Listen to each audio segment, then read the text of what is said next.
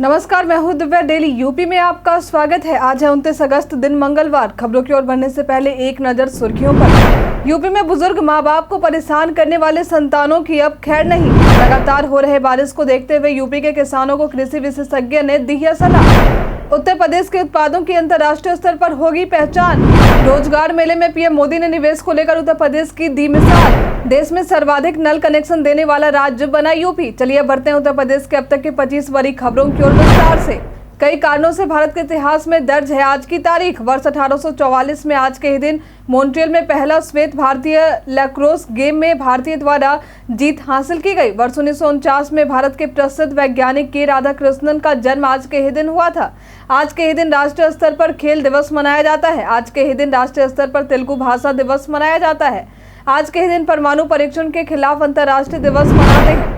UP के बुजुर्ग मां बाप को परेशान करने वाले संतानों की अब खैर नहीं। संपत्ति पर अधिकार से जुड़ी नियमावली में उत्तर प्रदेश सरकार बुजुर्ग मां बाप को परेशान करने वाले संतानों को देखते हुए कुछ संशोधन करने जा रही। इसके तहत वरिष्ठ नागरिकों के भरण पोषण और कल्याण नियमावली 2014 को संशोधित किया जाना है। इसे लेकर प्रस्ताव भी तैयार किया जा चुका है। इस नए नियमावली को सीएम योगी के सामने समाज कल्याण विभाग वकील से सलाह लेने के बाद पेश किया जाएगा। प्रस्ताव के अनुसार बुजुर्ग माँ बाप को परेशान करने वाले संतानों और रिश्तेदारों को संपत्ति से बेदखल करने की प्रक्रिया को और आसान बनाया जा रहा। 30 दिन के अंदर संपत्ति से संतान को बेदखल किया जा सकेगा और इसमें पुलिस भी माता पिता की मदद करेगी। बीजेपी आईटी सेल की यूपी सरकार में उपलब्धियों के बारे में बताने को सीएम योगी ने कही बात। बीजेपी के आईटी और सोशल मीडिया विभाग द्वारा आयोजित शंखनाद अभियान कार्यशाला को सीएम ने संबोधित करते हुए कार्यकर्ताओं से सोशल मीडिया पर विपक्ष की नकारात्मक सूचनाओं का समय पर जवाब देने पर जोर दिया। साथ ही उन्होंने आग्रह करते हुए कहा कि सोशल मीडिया टीम आगामी चुनाव के लिए तैयार रहे। आगे उन्होंने बताया कि किस तरह से ऑनलाइन मीडिया का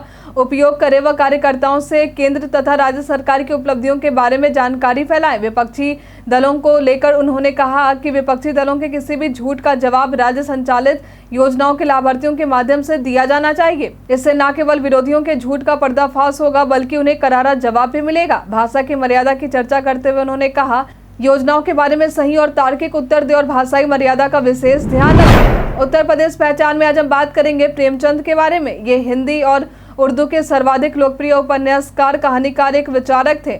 इनका जन्म 1880 में उत्तर प्रदेश के वाराणसी में हुआ था। इनका वास्तविक नाम धनपत राय श्रीवास्तव था। इन्होंने कई कहानियां लिखी जो लोगों के बीच प्रसिद्ध है, जिनमें सेवा सदन, प्रेमाश्रम, रंगभूमि, निर्मला गबन, कर्मभूमि, गोदान, पूस की रात, पंच परमेश्वर, बड़े घर की बेटी, बूढ़ी काकी, दो बैलों की कथा जैसे 300 से भी अधिक कहानियां शामिल हैं।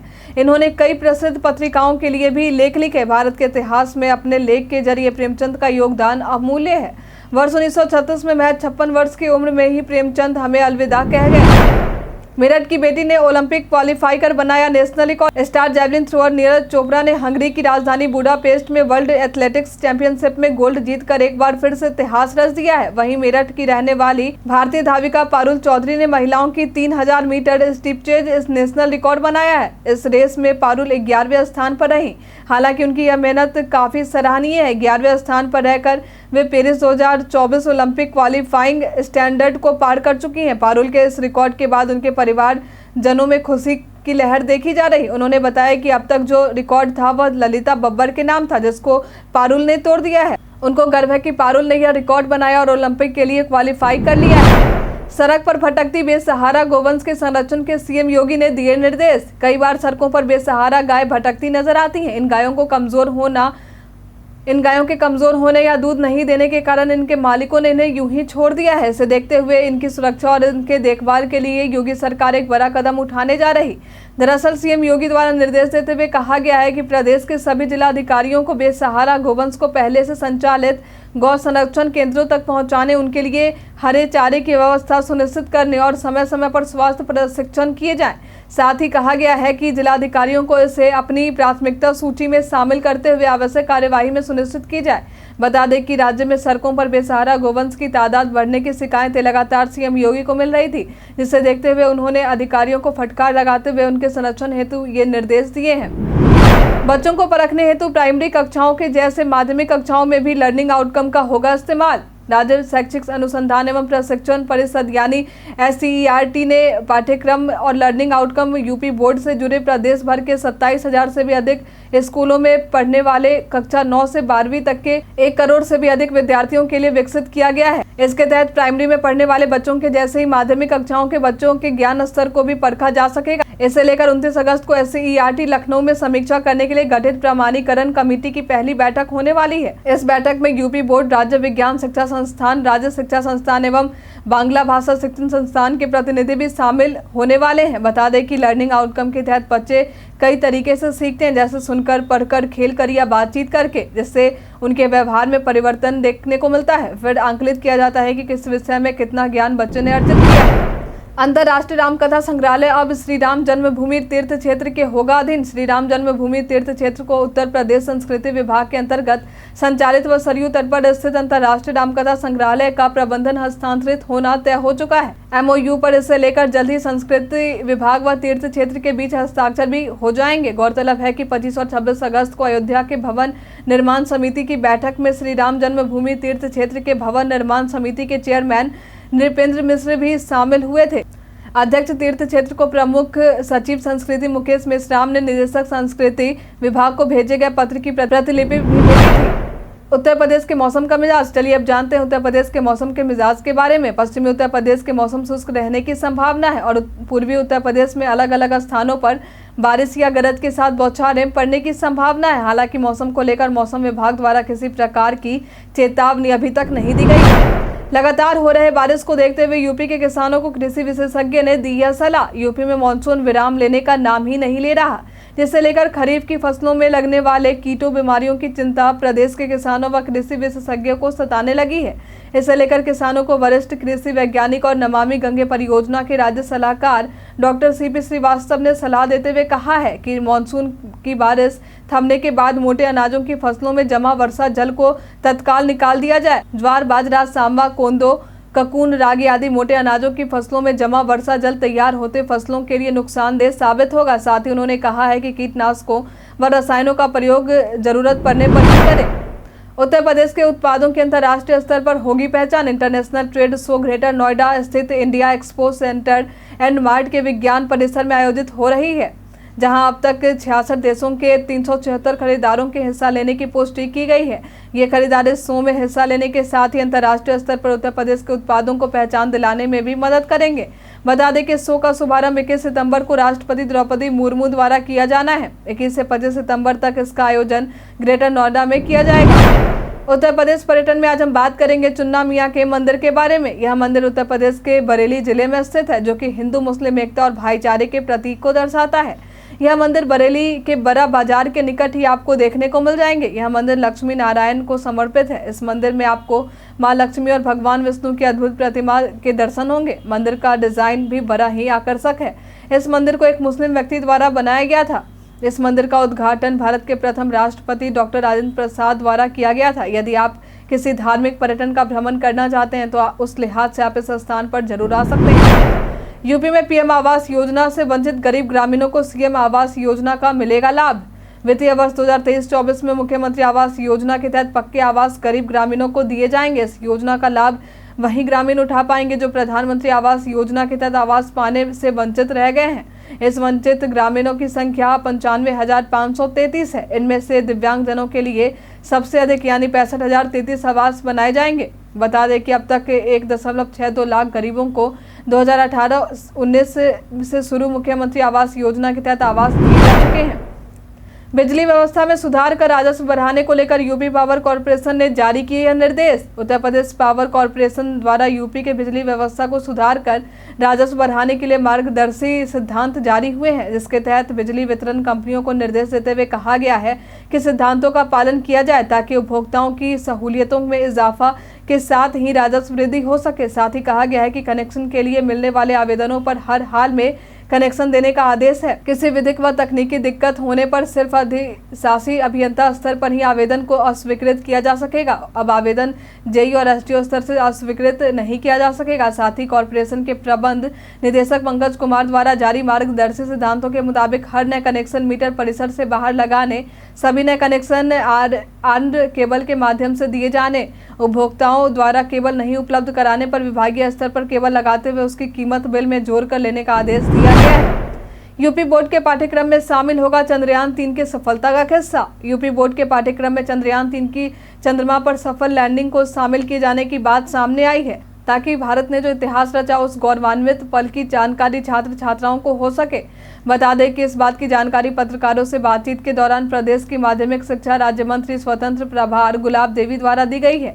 उन्होंने इस सफलता को लेकर कहा है कि चंद्रयान 3 की सफलता को स्कूल के पाठ्यक्रम में इतिहास के विषय से शामिल किया जाएगा, ताकि बच्चे इस गौरव गाथा के बारे में जान सकें। यूपी के इन शहरों में लगेंगे डेयरी प्लांट, 70,000 से भी अधिक लोगों को रोजगार मिलने की संभावना। 3,182 करोड़ रुपए की लागत से उत्तर प्रदेश के 6 शहरों में इसी वर्ष नए डेयरी प्लांट काम करने लगेंगे। मिली जानकारी के अनुसार साल के अंत तक उत्पादन का कार्य भी इसमें भी अधिकतर डेयरी प्लांट में शुरू हो सकते हैं। इन शहरों में नए डेयरी प्लांट लगाए जाने हैं, जिनमें बागपत, बाराबांकी, हापुड़, बुलंदशहर और हाथरस शामिल है। इनमें से बागपत में जहां नए डेयरी प्लांट के लिए जमीन खरीदी गई है, वहां उसके भू परिवर्तन को लेकर काम चल रहा है। इस डेयरी प्रोजेक्ट को सुनिश्चित करने के लिए सीपी मिल कंपनी द्वारा कोल्ड स्टोरेज बनाया जा रहा है। वहीं हापुड़ में डेयरी प्रोडक्ट यूनिट भी लग चुके हैं और उत्पादन शुरू किया जा चुका है। 72,853 लोगों को सीधे तौर पर इस प्रोजेक्ट के तहत रोजगार मिलने की संभावना जताई गई है। इंडियन नेवी में ट्रेड्समैन मेट के पदों पर निकली भर्ती। इंडियन नेवी में शामिल होने वाले इच्छुक अभ्यर्थियों के लिए भारतीय नौसेना में ट्रेड्समैन मेट के पदों पर भर्ती निकली है। आवेदन करने की अंतिम तारीख 25 सितंबर 2023 है। इच्छुक अभ्यर्थी इसके आधिकारिक वेबसाइट joinindiannavy.gov.in पर जाकर आवेदन कर सकते हैं। इससे जुड़ी अधिक जानकारी भी आपको इसी वेबसाइट पर मिल जाएंगी। यदि शैक्षणिक योग्यता की बात करें तो इसके लिए उम्मीदवार को मान्यता प्राप्त बोर्ड या संस्थान से 10वीं या इसके समकक्ष उत्तीर्ण होना अनिवार्य है। साथ ही उम्मीदवार के पास ट्रेड में ITI सर्टिफिकेट भी होने चाहिए। यदि आयु सीमा की बात करें तो उम्मीदवार की न्यूनतम आयु 18 वर्ष वहीं अधिकतम आयु 25 वर्ष होनी चाहिए। वहीं इसके चयन प्रक्रिया में उम्मीदवारों की पहले स्क्रीनिंग की जाएगी, फिर उम्मीदवारों को लिखित परीक्षा में शामिल होना होगा। जो उम्मीदवार लिखित परीक्षा में निर्धारित कट ऑफ प्राप्त कर लेंगे उनको अलॉटमेंट लेटर जारी किया जाएगा। वहीं चयनित उम्मीदवारों का वेतन 18,000 रुपए से लेकर 56,900 रुपए तक प्रतिमाह मिलेगा। टेक ज्ञान में आज हम जानेंगे फेसबुक पर वायरल हो रहे इस वायरल खबर के बारे में। इन दिनों फेसबुक अथवा मेटा पर एक मैसेज खूब शेयर किया जा रहा। कई लोग इस मैसेज को कॉपी पेस्ट करके अपने प्रोफाइल पर भी शेयर कर रहे हैं। वायरल मैसेज में लिखा है कि याद रखें कि कल से नया फेसबुक नियम शुरू हो रहा है, जहां वे आपकी तस्वीरों का उपयोग कर सकते हैं। मत भूलो कि अंतिम तिथि आज है। मैं फेसबुक या फेसबुक से जुड़ी किसी भी इकाई को अपने अतीत और भविष्य की निजी सूचनाओं, संदेशों या प्रकाशनों का उपयोग करने की अनुमति नहीं देता हूं। इस मैसेज के तहत यह दावा किया जा रहा है कि फेसबुक द्वारा एक नया नियम लागू होगा, जिसके बाद वह हमारे फेसबुक डेटा, जिनमें फोटो, वीडियो, नाम, मोबाइल नंबर आदि का इस्तेमाल करके बिजनेस के लिए करेगा। हालांकि अभी तक इस तरह का कोई भी बयान या सूचना फेसबुक की तरफ से जारी नहीं किया गया है। फेसबुक अपने किसी भी प्रकार की प्राइवेसी पॉलिसी को नहीं बदल रहा। बता दें कि फेसबुक पर यह पोस्ट इससे पहले भी वायरल हो चुका है। उस वक्त फेसबुक की तरफ से यह बताया गया था कि यह वायरल मैसेज महज एक अफवाह है। सावन के आखिरी सोमवारी के दिन भक्तों की भीड़ को देखते हुए अलर्ट मोड में रहा प्रशासन। बीते ही दिनों सावन का आखिरी सोमवार हुआ। इस आखिरी सोमवार में रामनगरी अयोध्या में शिव भक्तों के बीच गजब की भीड़ देखी गई। इस दौरान सुबह 4 बजे से ही शिव भक्तों की लंबी कतार भगवान शिव की प्रतिष्ठित पीठ नागेश्वर नाथ मंदिर में देखी गई। भक्तों की इस भीड़ को देखते हुए प्रशासन भी अलर्ट मोड पर रहा। साथ ही भीड़ नियंत्रण के लिए प्रशासन ने जगह जगह पर डायवर्जन लागू किया था। वहीं इस दौरान CCTV के जरिए मेला क्षेत्र में निगरानी की गई। पुलिस और प्रशासनिक अफसरों के अनुसार शांतिपूर्ण तरीके से चल रहा ज्ञानवापी परिसर का सर्वे। ज्ञानवापी परिसर में भारतीय पुरातत्व सर्वेक्षण का आज 26वां दिन है। बीते ही दिनों सावन के अंतिम सोमवारी के कारण श्रद्धालुओं की गजब की भीड़ देखने को मिली, जिस वजह से लगभग 11 बजे के करीब में SI टीम का ज्ञानवापी परिसर में दाखिला हुआ। यह सर्वे हमेशा की तरह शाम 5 बजे तक रहा। साथ ही नमाज व लंच के लिए ब्रेक भी दिया गया। उसके बाद सर्वे की प्रक्रिया शुरू हुई। इसके अलावा सुरक्षा व्यवस्था का पुख्ता इंतजाम काशी विश्वनाथ धाम के बाहर देखने को मिला। सर्वे का काम पुलिस और प्रशासनिक अफसरों के अनुसार शांतिपूर्ण तरीके से किया जा रहा। रोजगार मेले में पीएम मोदी ने निवेश को लेकर उत्तर प्रदेश की दी मिसाल। रोजगार मेले के तहत सरकारी विभागों और संगठनों के लगभग 51,000 नियुक्ति पत्र पीएम मोदी ने वीडियो कॉन्फ्रेंसिंग के माध्यम से बांटे। इस दौरान उन्होंने अपने संबोधन में उत्तर प्रदेश की चर्चा करते हुए कहा कि अपराध पर लगाम लगने से उत्तर प्रदेश में निवेश बढ़ा है। आज यूपी में कानून का राज है। कभी यूपी विकास के मामले में बहुत पीछे था और अपराध के मामले में आगे था। कभी यहाँ गुंडों माफियों का राज होता था, लेकिन अब ये सब कम होने के कारण यहाँ के निवेश में बढ़ोतरी हुई है। एशिया कप के लिए भारतीय टीम में श्रेयस अय्यर ने की वापसी। एशिया कप के लिए भारतीय टीम में 28 वर्षीय बल्लेबाज श्रेयस अय्यर की वापसी हो चुकी है। इससे पहले भारतीय बल्लेबाज श्रेयस अय्यर पीठ की चोट के कारण असहनीय दर्द से परेशान थे। इस दर्द के कारण उनके कैरियर पर भी खतरा मंडराने लगा था, जिस वजह से अय्यर काफी परेशान नजर आ रहे थे। बीसीसीआई से बातचीत के दौरान उन्होंने कहा था कि यह वास्तव में स्लिप डिस्क था, जिससे मेरी तंत्रिका दब रही थी और दर्द पांव की छोटी उंगली तक जा रहा था। यह भयावह दौर था, असहनीय दर्द था और मैं समझ नहीं पा रहा था कि मैं किस दौर से गुजर रहा हूं। मैं उस स्थिति में पहुंच गया था जहां मुझे एहसास हुआ था कि अब मुझे ऑपरेशन करवाना ही होगा। हालांकि अब टीम में वापसी के बाद अय्यर काफी खुश नजर आए। आरोपियों को लेकर यूपी सरकार ने कसा शिकंजा। उत्तर प्रदेश के सुल्तानपुर में वकील आजाद अहमद की हत्या के मामले में आरोपी फरार चल रहे हैं। इन आरोपियों को लेकर यूपी सरकार ने शिकंजा कसना शुरू कर दिया है। दरअसल सीजीएम कोर्ट ने हत्याकांड में फरार चल रहे हिस्ट्री सीटर सिराज अहमद को और इस्माइल के खिलाफ कुर्की का आदेश दिया है। 1-1 लाख रुपए तक का इनाम दोनों ही आरोपियों को लेकर के घोषित किया गया है। पुलिस दोनों ही आरोपियों को पकड़ने के लिए लगातार योजना बना रही है। काम की बात में आज हम जानेंगे कि किसी भी ठंडे पेय पदार्थ के लिए क्या दुकानदार आपसे कूलिंग चार्ज के लिए एमआरपी से अधिक पैसे ले सकता है। कई बार ऐसा होता है कि जब हम किसी दुकान पर कोई ठंडा पेय जैसे कोल्ड ड्रिंक या ठंडा पानी लेने जाते हैं तो इसके लिए हमसे कूलिंग चार्ज के अलग से 2 रुपए लिए जाते हैं। अधिक झंझट से बचने के लिए बस 2 रुपए की ही तो बात है, ऐसा कहकर हम अनदेखा कर देते हैं। लेकिन कानून के अनुसार कोई भी खुदरा व्यवसायी ग्राहकों से कूलिंग, परिवहन जैसी चीजों का बहाना बनाकर किसी भी सामान के लिए उस पर लिखे गए एमआरपी से ज्यादा पैसे की वसूली नहीं कर सकता है। यदि वह ऐसा करता है तो यह कानूनन जुर्म होगा। ऐसा करने पर उस व्यवसाय पर 2,000 रुपए तक का जुर्माना लग सकता है। यदि आप इन बातों को अनदेखा कर रहे हैं तो इसका मतलब है कि आप भी इस गलत काम में यानी कानूनन उल्लंघन करने में साथ दे रहे हैं। इसलिए जब भी ऐसा हो तो इसके खिलाफ आवाज जरूर उठाएं। देश में सर्वाधिक नल कनेक्शन देने वाला राज्य बना यूपी। बीते इस 15 अगस्त को यूपी के 9 करोड़ ग्रामीणों को नल से जल का तोहफा योगी सरकार जल जीवन मिशन की हर घर नल से जल योजना के तहत मिला। स्वतंत्रता दिवस के मौके पर नल से जल की सप्लाई लगभग 1.5 करोड़ से अधिक ग्रामीण परिवारों के घर में दी गई। अब राज्य में 56.83% ग्रामीण परिवारों तक योगी सरकार ने अपने कार्यकाल के 4 सालों में काफी तेजी से कार्य करते हुए हर घर तक जल पहुंचा दिया है। ऐसे में देश में सर्वाधिक नल कनेक्शन देने वाला राज्य उत्तर प्रदेश बन चुका है। आज के लिए फिलहाल इतना ही। अब हम प्रतिदिन आपसे 5 ऐसे जरूरी सवाल पूछेंगे और उसके जवाब बताएंगे जो कि स्टेट पीसीएस, पुलिस दरोगा समेत एसएससी जैसे अन्य प्रतियोगी परीक्षाओं में काम आएंगे। सवाल इतिहास, यूपी स्पेशल, विज्ञान, करंट अफेयर्स और भूगोल से रहेंगे। तो हमारा पहला सवाल है, हाल ही में प्रधानमंत्री नरेंद्र मोदी को ग्रीस देश की राष्ट्रपति कैटरीना कैफ ने किस पुरस्कार से सम्मानित किया है? ऑप्शन ए है टेम्पटन पुरस्कार, ऑप्शन बी है guard of honour, option C है the grand cross of the order of honour, option D है इनमें से कोई नहीं। इसका सही उत्तर है the grand cross of the order of honour. हाल ही में किस तेलुगु स्टार को 69वें राष्ट्रीय फिल्म पुरस्कार में सर्वश्रेष्ठ अभिनेता के पुरस्कार से सम्मानित किया गया है? ऑप्शन ए है अल्लू अर्जुन, ऑप्शन बी है महेश बाबू, ऑप्शन सी है नागार्जुन, ऑप्शन डी है रजनीकांत। इसका सही उत्तर है अल्लू अर्जुन। हाल ही में उत्तर प्रदेश राज्य सरकार की कैबिनेट ने कितने अटल आवासीय स्कूलों को मंजूरी दी है? ऑप्शन ए है 18, ऑप्शन बी है 22, ऑप्शन सी है 26, ऑप्शन डी है 30। इसका सही उत्तर है 18। उत्तर प्रदेश के एल्युमिनियम उद्योग का विकास किस जिले में हुआ है? ऑप्शन ए है आगरा, ऑप्शन बी है इलाहाबाद, ऑप्शन सी है सहारनपुर, ऑप्शन डी है मिर्जापुर। इसका सही उत्तर है मिर्जापुर। कुशीनगर किसकी राजधानी थी? ऑप्शन ए है मंगो की, ऑप्शन बी है लिच्छवियों की, ऑप्शन सी है साक्यों की, ऑप्शन डी है मल्लों की। इसका सही उत्तर है मल्लों की। सवाल जवाब के दौर अब समाप्त होते हैं। आप में से कितने लोगों ने हमारे सवाल का सही जवाब दिया है कमेंट करके जरूर बताएं। वीडियो के अंत में हम उनका नाम जरूर लेंगे।